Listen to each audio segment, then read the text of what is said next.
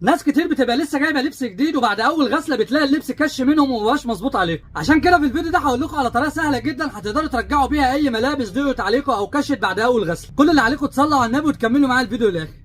هنقول بسم الله وهنجيب اي حاجه فاضيه وهنفضي فيها شويه بلسم من بتاع الشعر. بعد كده هنفضي عليهم شويه ميه سخنين درجه الحراره بتاعتها تكون متوسطه. هنقلبهم في بعض كويس لحد القوام بتاعه ما يبقى متجانس بالشكل اللي انتوا هتشوفوه ده. وطبعا لو موجود مضرب بتاع النسكافيه الصغير ده هيسهل معاكم عمليه التقليب دي خالص. بعد كده بقى هنجيب اي حاجه تانية فيها شويه ميه فتره من الحنفيه على قد قطعه الملابس اللي احنا عايزين نوسعها، وهنحط فيها البلسم بالشكل ده. وطبعا احنا قلبنا البلسم في البدايه خالص عشان لو حطينا البلسم مباشر على الميه هتلاقيه بيقطع معاكم في الميه ده وهيبقى صعب ان هو هيدوب.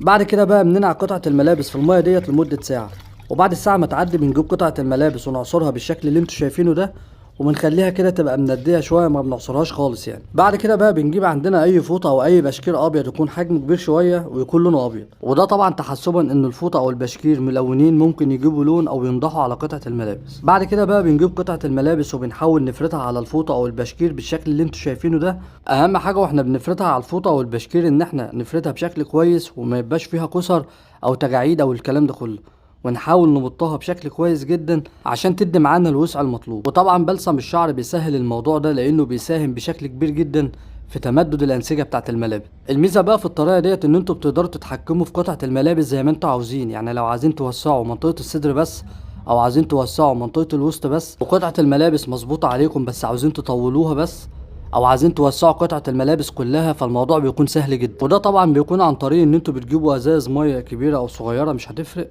وبتحاولوا ان انتوا تحطوها عند الاكتاف بتاعه التيشيرت من فوق.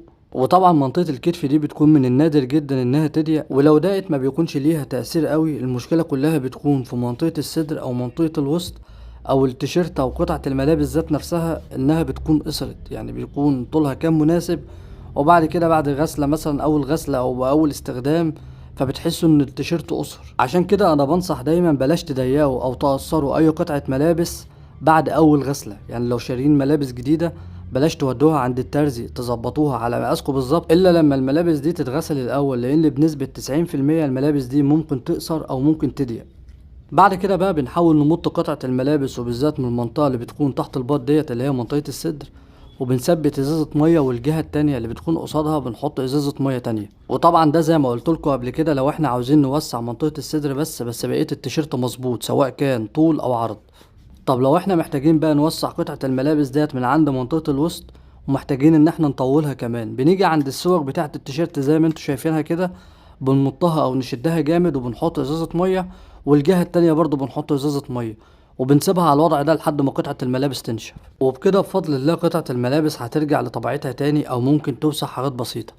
يا ريت لو الفيديو عجبكم ما تنسوش تعملوا لايك وكومنت، وما تنسوش تعملوا اشتراك في القناة عشان يوصلكوا كل جديد.